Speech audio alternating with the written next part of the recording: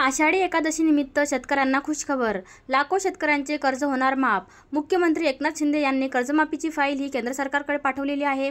केंद्र सरकारची संमती आल्यानंतर लाखो शेतकऱ्यांचे कर्ज माफ होणार आहे, ते सुद्धा 3 लाखापर्यंत, अशी माहिती अब्दुल सत्तार यांनी दिलेली आहे. तर बघूया अब्दुल सत्तार यांनी शेतकऱ्यांच्या कर्जमाफीविषयी काय घोषणा केलेल्या आहे, ते सुद्धा लाईव्ह बघणार आहोत. तत्पूर्वी जर तुम्ही आपल्या चॅनलवरती नवीन असणार तर चॅनलला सबस्क्राईब करा आणि बेल आयकॉन दाबायला विसरू नका. असेच नवनवीन व्हिडिओ बघण्यासाठी आपल्या मराठी इन्स्पायर्ड यूट्यूब चॅनलला सबस्क्राईब करून ठेवा. चला तर बघूया अब्दुल सत्तार यांची मोठी घोषणा. शासनाने 64,26,59,000 इतकी योजनेचा मूळ रक्कम ही शासनाने दिली आणि त्याचा वजला व्याज जो आहे 145,27,90,000 इतकी शेतकऱ्यांना कर्जावरला व्याज माफ करणारी मला वाटतं महाराष्ट्रामधली ही हा निर्णय शेतकऱ्यांसाठी घेतला सन्माननीय मुख्यमंत्री एकनाथ शिंदे साहेब. शेतकऱ्यांचा कर्जमाफीचा निर्णय घेतलेला आहे. आदरणीय उपमुख्यमंत्री देवेंद्रजी आणि अजितदादा तिघांचाही आम्ही जाहीर आमच्या या मीटिंग मध्ये आभार मानले. का शेवटी या शेतकऱ्याचा पवित्र मंदिर आहे आणि यामध्ये शेतकऱ्याची बँक असल्या कारणाने शेतकऱ्याला मदत करण्याची भूमिका शासनाने दाखवली आणि आज सरकारच्या वतीने जी काही आठ होती का पहिले याची व्याज किंवा याचा पैशाचा अंतिम निर्णय बँकेने घ्यावा, नंतर सरकार ते पैसे देईल, तर आज आम्ही तो ठराव एकमताने घेतला आणि मला वाटतं का या ठरावामध्ये अनेक भावना अनेकांनी मांडल्या का मग आमच्या सोसायटीला ही याच्यामध्ये कधी फायदा मिळू शकते का, तर बँकेची शेवटी ही बँक शेतकऱ्याची आहे आणि शेतकऱ्याच्या बँकेमध्ये जसं जसं उत्पन्न होईल त्या पद्धतीने शेतकऱ्यांच्या साक्षीने आज खरं म्हणजे अंबादासजी दानवे साहेब असतील, आमचे मित्र कल्याणरावजी काळे साहेब असतील खासदार आणि नवनिर्वाचित खासदार संदीपानजी भोमरे साहेब, सर्व आमदार खासदारांनी एकत्रित येऊन या निर्णयाला पाठिंबा दिला. त्यांचे मी मनापासून आभार मानतोय की शेवटी हे निर्णय शेतकऱ्यांसाठी आहे. कर्जावरचा बोजाची नोंद कमी करायची असेल तर शासनाच्या अटी आणि शर्ती मंजूर केल्या आणि आज एकमुखाने एक निर्णयाने 3 लाख रुपयापर्यंत कर्जमाफ एक मताने हा ठराव पास झाला.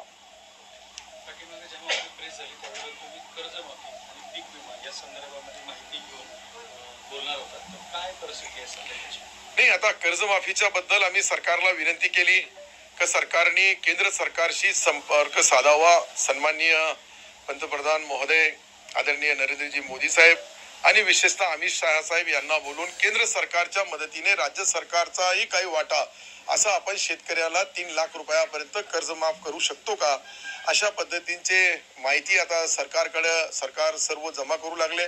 सरकारची यथाशक्ती, सरकारचा उत्पन्न, सरकारकडे येणारा पैसा आणि सरकार याच्याबद्दल सहानुभूतीपूर्वक आहे असं आम्हाला तरी चर्चेमध्ये दिसतंय.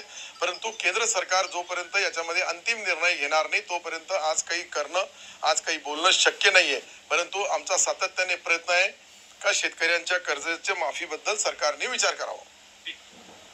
पीक विम्याच्या बाबतीत आता अंतिम काही ज्या अटी शर्ती केंद्र सरकारच्या नियमाप्रमाणे जे काही कंपनी आहे त्या कंपन्यांनी चाचाकाठी लावलेल्या त्या चाचाकाठी रद्द कराव्या आणि सरसगट 1 रुपयामध्ये पीक विमा भरल्यानंतर केंद्र सरकारचा 50% आणि राज्य सरकार 50%, त्यावेळेसही मी कृषी मंत्री असताना ही घोषणा केली, त्याची अंमलबजावणी होऊ लागली. परंतु कंपन्या काही अकडता हात घेऊ लागल्या अशी अनेक शेतकरी बांधवांच्या तक्रारी आहे.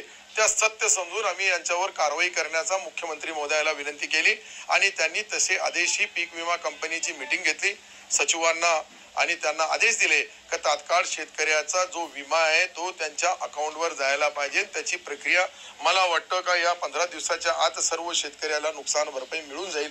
शेवटी नुकसान भरपाई त्यांची हक्काची आहे. ज्या पद्धतीने कंपनीवाला एखादा त्यांचा जो कर्मचारी तो 12वी पास असतो आणि आमचा कलेक्टर IAS असतो, कृषी अधिकारी क्लास 1 असतो, ती माहिती दिल्यानंतर ही काहीतरी ते पिळवणूक करण्याचा काही ठिकाणी प्रयत्न चालू आहे, त्याची मला जाणीव आहे. परंतु शेतकरी बांधवाचा पीक विमा त्यांना मिळाला पाहिजे ही आमची बी भूमिका आहे, सरकारची बी भूमिका आहे.